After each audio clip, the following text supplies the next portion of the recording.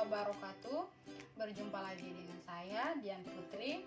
Di video kali ini kita akan belajar tentang materi IPA, yaitu hubungan antara makhluk hidup. Nah, di sini ada yang masih ingat atau tahu apa sih yang dimaksud dengan hubungan antara makhluk hidup? Iya, betul. Agar lebih jelas lagi, mari kita bahas satu persatu mengenai hubungan antara makhluk hidup. Yang pertama yaitu simbiosis. Simbiosis merupakan hubungan timbal balik yang terjadi antara dua organisme atau makhluk hidup. Nah, perlu teman-teman ketahui, simbiosis terbagi atas beberapa bagian, yaitu pertama, simbiosis mutualisme, kedua, simbiosis komensalisme, dan yang ketiga, simbiosis parasitisme. Nah, selanjutnya saya akan menjelaskan pengertian dan contoh dari masing-masing simbiosis yang tadi telah disebutkan. Simak baik-baik ya teman-teman. Oke, kita masuk ke pembahasan yang pertama. Di pembahasan pertama ini, kita akan mengetahui pengertian dan contoh dari simbiosis mutualisme. Simbiosis mutualisme ini merupakan hubungan timbal balik yang saling menguntungkan antara dua makhluk hidup. Nah, berikut adalah contoh dari simbiosis mutualisme. Contohnya yaitu kerbau dan burung jalak. Ada yang tahu nggak sih kenapa interaksi kerbau dan burung jalak termasuk ke dalam simbiosis mutualisme? Karena kutu yang ada di tubuh kerbau dimakan oleh burung jalak sehingga membuat tubuh kerbau menjadi bersih. Sementara burung jalak mendapat makanan karena memakan kutu di tubuh kerbau. Oke, selanjutnya kita akan mengetahui penjelasan yang kedua, yaitu mengenai simbiosis komensalisme. Nah, simbiosis komensalisme ini merupakan hubungan timbal balik di mana satu makhluk hidup diuntungkan dan makhluk hidup lainnya tidak diuntungkan maupun tidak dirugikan. Nah, berikut adalah contoh dari simbiosis komensalisme, yaitu anggrek dan pohon inangnya. Teman-teman, bunga anggrek ini mendapat tumpangan untuk hidup, sementara pohon inang tetap hidup seperti biasa.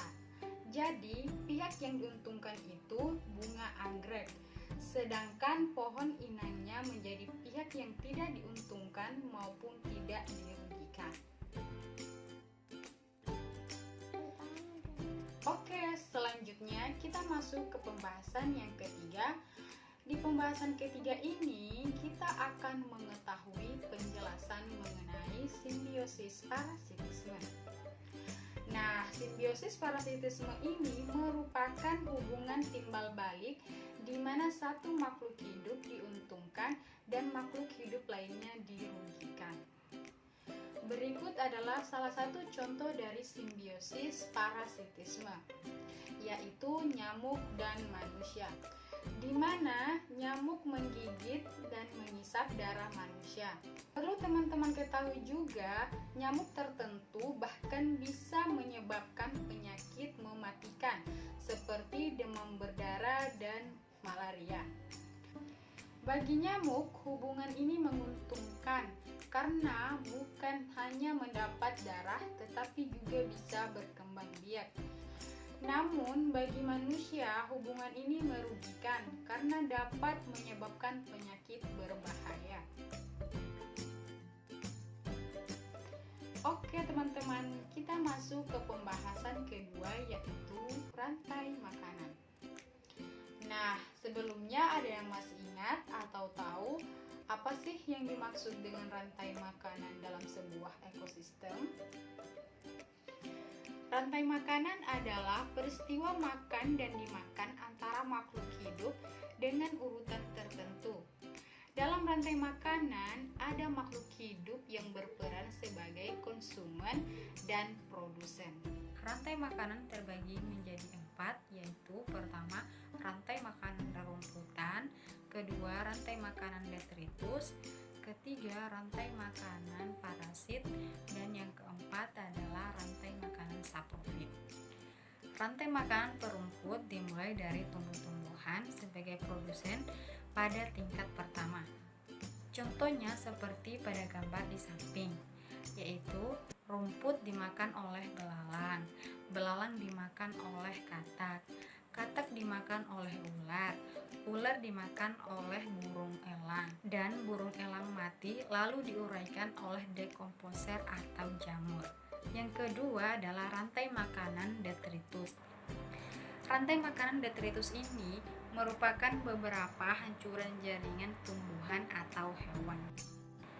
Contohnya pada gambar di samping, yaitu detritus berupa sisa jaringan makanan yang dimakan oleh ulat, lalu ular, tikus, dan burung.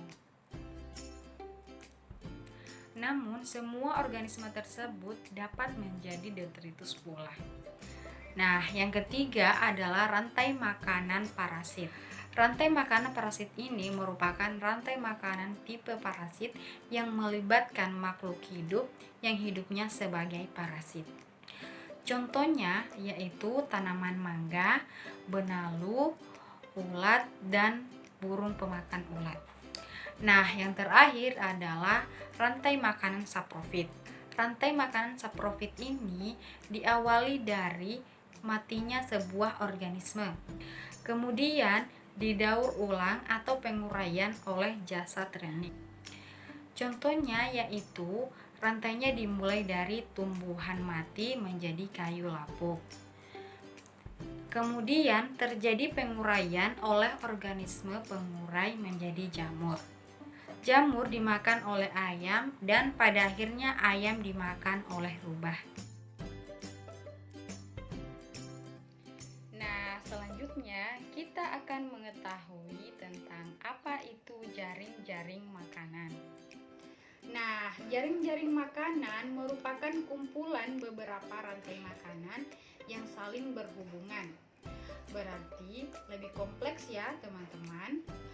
Organisme yang terlibat dalam sebuah jaring-jaring makanan juga memiliki lebih banyak pilihan makanan dibanding organisme yang ada pada rantai makanan.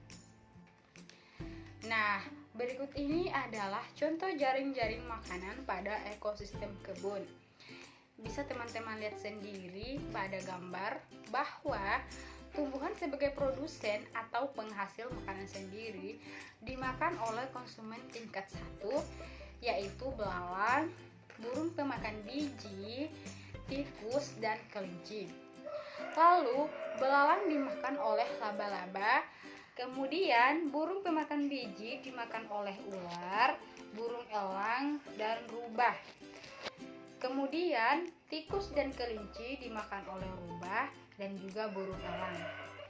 Lalu, laba-laba dimakan oleh ular dan burung pemakan serangga. Burung pemakan serangga dimakan oleh burung elang dan rubah.